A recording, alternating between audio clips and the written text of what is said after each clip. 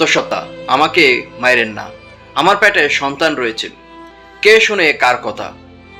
সেই ঘাতক লোকটি ছুরি দিয়ে উপর্য পরিমাণ এই সীমা আক্তারকে আঘাত করেন। পরে সেই পালিয়ে যান। ঘটনাটা ঘটেছে ঢাকা রাজধানী, গত মঙ্গলবারের ঘটনা।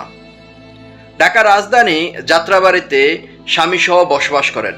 তার বাবার বাসা আর স্বামীর বাসা বেশি দূরত্ব নয়, কাছাকাছি। মঙ্গলবার তাদের বাসায় যান। রাত্রিবেলায় হঠাৎ করে অপরিচিত একটি লোক তাদের বাসায় উঠে যান। তখন তার স্বামী বা বাবা কেউ ছিল না, ফাঁকা বাসায়।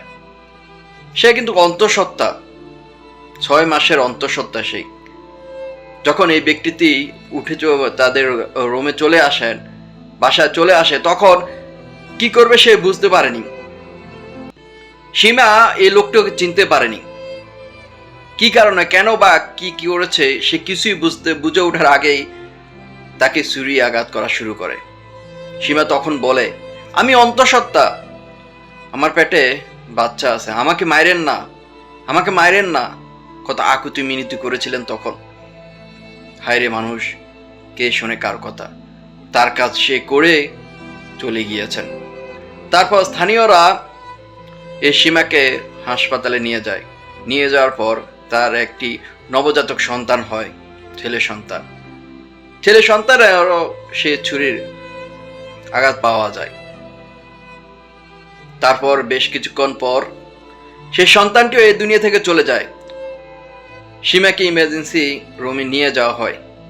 সীমাকে তত্ত্বাবধান রাখে চিকিৎসকেরা, কিন্তু বুধবারও সেও এই দুনিয়া থেকে চলে যায়। সীমার স্বামী এবং তার ভাই বলে যে আমাদের সাথে তো কারো কোনো কিছু হয়নি। তার স্বামী সন্ধ্যে বাসায় একটু বাইরে গিয়েছেন। সেই সুযোগটা কাজে লাগিয়ে সে অপরিচিত লোকটি এসে এই ঘটনাটা ঘটে গিয়েছে।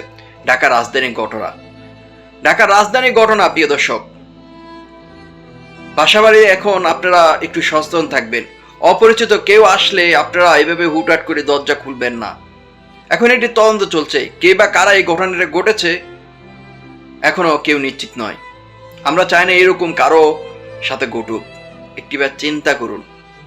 অন্তঃসত্ত্বা বলছে বারবার যে আমার পেটে বাচ্চা আছে, আমাকে মাইরেন না। আল্লাহ তাআলা তাকে, বোনটিকে জান্নাতুল ফেরদৌস নসিব করুন। ওই ঘাতককে দ্রুত আটক করা, গ্রেপ্তার করার জোর দাবি জানাচ্ছি। সবাই ভালো থাকবেন, সুস্থ থাকবেন, নিরাপদে থাকবেন, একটু সচেতন থাকবেন। মর্মান্তিক একটি ঘটনা।